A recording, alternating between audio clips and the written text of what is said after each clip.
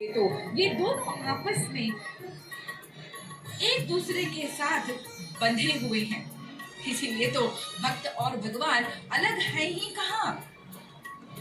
जिस प्रकार से कहा जाता है, जल में कुंभ, कुंभ में जल है, भीतर बाहर पानी, और जैसे ही वो कुंभ फूट जाता है, वो जल संपूर्ण रूप से उस जल में समा जाता है। और ये जो तत्व है, ये तत्व एक बहुत ही गंभीर बात को कहता है। हम भले ही अलग अलग शरीर धारण किए हुए मनुष्य हैं, अलग अलग रूप रंग के मनुष्य हैं, अलग अलग पद पदवियों से अलंकृत मनुष्य हैं, अलग अलग हमारी जाति है, अलग हमारी भाषा है, अलग संस्कृतियां हैं, लेकिन ये जो शरीर रूपी घड़ा चाहे जिस किसी भी तरह का क्यों न हो, लेकिन उसके भीतर का जो चैतन्य है, वो चैतन्य तो महाप्रभु भी है। और ये महाप्रभु का चैतन्य जो हमारे भीतर विद्यमान है, जिस दिन ये शरीर रूपी घट फट जाता है, टूट जाता है, तो ये चैतन्य उस महा चैतन्य में लीन हो जाता है, एकीकार को प्राप्त हो जाता है।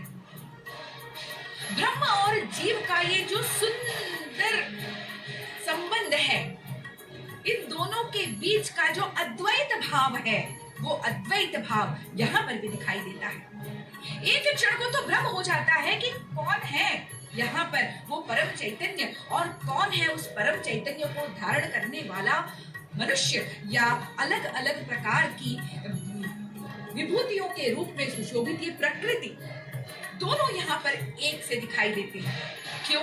क्योंकि जिस भक्ति के माध्यम से मनुष्य के भीतर का चैतन्य उस परम चैतन्य को प्राप्त कर जाता है, ऊर्ध्वमुखी होकर वो चैतन्य भक्ति के रूप में यहाँ पर चारों ओर दिखाई दे रहा है।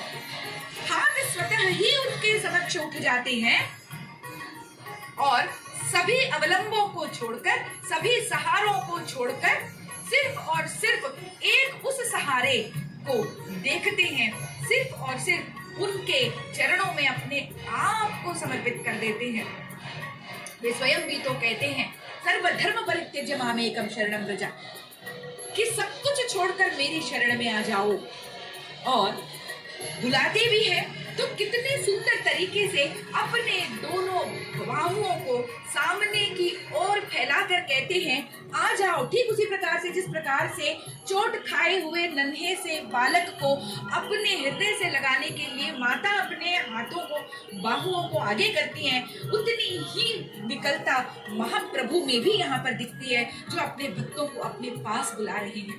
भक्ति का ऐसा सुंदर वातावरण जहाँ पर भक्त और भगवान में किसी प्रकार का अंतर नहीं, मनुष्यों के भीतर के आत्मा और उस परमात्मा में किसी तरह का अंतर नहीं, जहाँ पर ये समस्त सृष्टि एक रंग में दिखाई देती है, और वो रंग है सिर्फ और सिर्फ जगन्नाथ जगन्नाथ जगन्नाथ। ये समस्त सृष्टि जगन्नाथमय दिखाई देती है। जय जगन्नाथ, जय जगन्नाथ, जय जगन्नाथ।